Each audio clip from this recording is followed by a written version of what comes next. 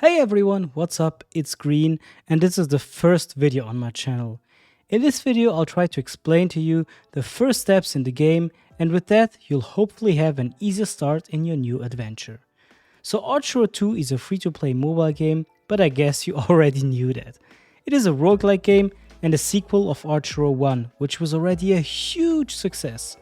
So the goal of the game is to beat the chapters, and some chapters have 50 stages and others are time limited.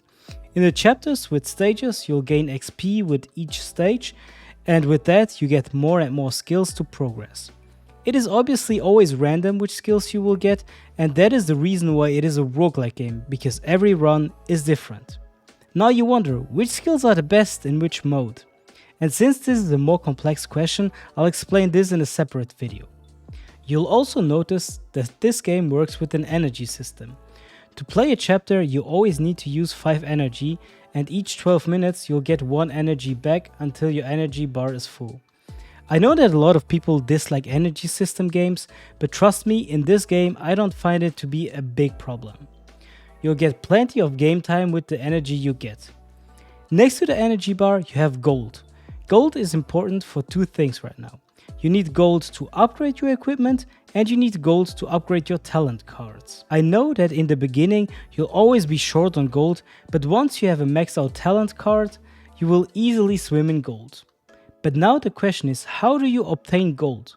Well, you can go to the gold cave a few times per day to get a little bit of gold, and you always get gold when you play a chapter. You can also buy gold in the guild shop, but I would definitely not recommend that. Now to the next and probably most important currency in the game, diamonds. This is the, let's call it, premium currency in the game, but you'll also get plenty of diamonds in the game. You'll get them while doing dailies, from the battle pass, you can get them from the gold cave, from the seal battle and arena season rewards, and so on and so on. It is not a currency that you can only get with money. Now where should you spend your diamonds on? To be fair, this is a pure preference thing, and right now I would not say that there is a 100% clear answer to it, because you can spend diamonds on so many things.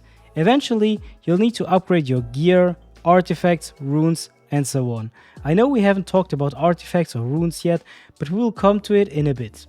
So what do I personally recommend to buy with the diamonds?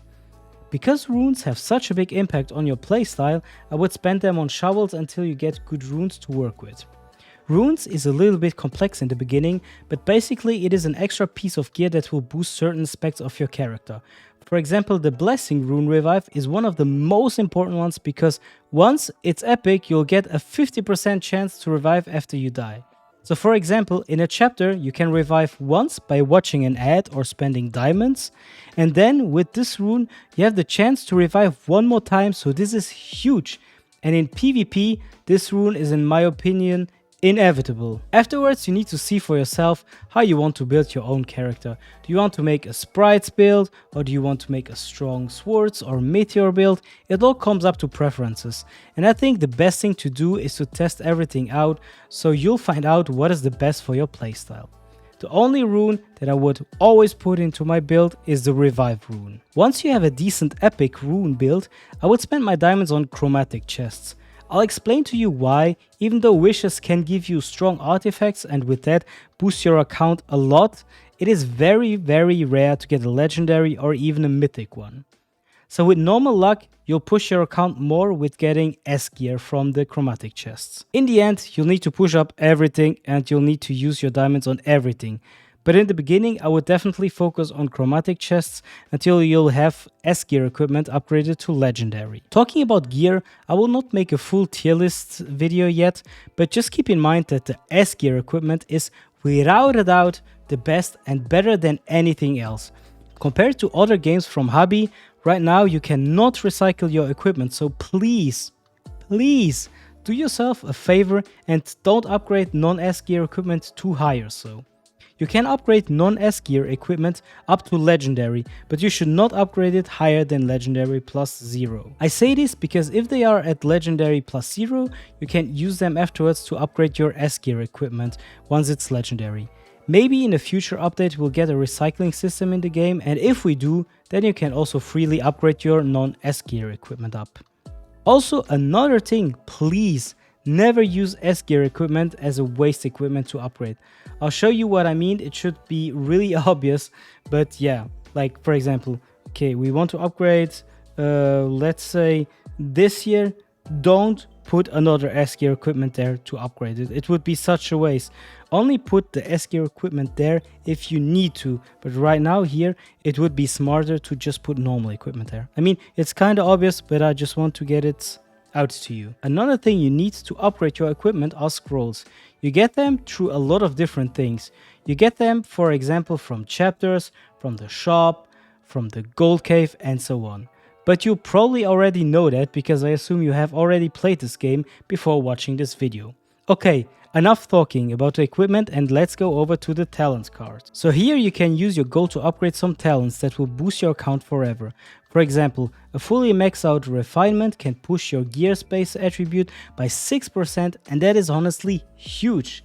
It will obviously take some time until you have all the talents maxed out, especially because there will probably be more talents in the future, but they are very important and you should not ignore them. As you can see here, at a certain point in the game you'll be able to join a guild, and you should definitely do that, because only when you are in a guild you can get guild coins, and with those you can buy amazing things in the shop like chromatic chests, keys, wishing spirits, and so on. There is also a new boss each day that you can fight 2 times a day, and you should do it because this is what defines the ranking of your guild, and the higher your guild ranks, the better the rewards are. Okay, now let's go to the events page. Right now we have Sky Tower, Arena, Seal Battle, Gold Cave, and Rune Ruins. The Sky Tower is super important. So you get 3 free tickets per day, and you can get 3 more by watching ads, and beside of that you can get more by buying them with diamonds, even though I would not recommend that. Let me explain it as easy as possible. Each Sky Tower level has 5 chapters. If you complete them, you push up, and you need to push up because the normal chapters need you to have a certain Sky Tower level to unlock them. As an example, if I want to play on the chapter 40, I need to beat Sky Tower level 450. And so on. The Sky Tower is different to the normal chapters and way harder, so you will need different skills compared to the normal chapters, but I will talk more about this in another video. Next we have the Arena. This is basically the PvP in the game, but it is auto PvP, so you have no impact on your fights. You can only choose who you duel against, and the rest is pure RNG, and you need to pray for some luck. The season refreshes after a week, so after a week you'll also get your ranking rewards. The rewards here might not be huge, but hey, we'll try to take anything that we can to push our account. Next on the list is the Seal Battle. This one is more interesting because the rewards are way better. Here are some examples of the rewards from my league, the Demon Slayer League. So if I stay at least in the top 10, I will get at least 23 wishes and 2,400 diamonds. Those are definitely some nice rewards. In this mode you basically play against the boss and try to do as much damage as possible. That's basically it. Next on the list is the Gold Cave. So you get some tries per day to play on the Gold Cave, and the Gold Cave is basically like a mini chapter. It takes about 2 to 3 minutes to beat a Gold Cave try, and you'll earn gold, diamonds, and scrolls here. It is a very easy way to farm resources, and you should use all your daily tries. Next we have the Rune Ruins. Here you can buy shovels to get some runes, and then you can upgrade them in the Rune Workshop. You'll also get shovels from the Sky Tower. Yeah, there's nothing more to it in the Rune Ruins. Okay, now a very important part for new players is what is the most value for your money. So in case you want to spend money on the game, there are obviously some things that give you more value than others. I'll give you my personal opinion about this, so let's start with the privilege cards. The first thing you'll see is the permanent ad free card.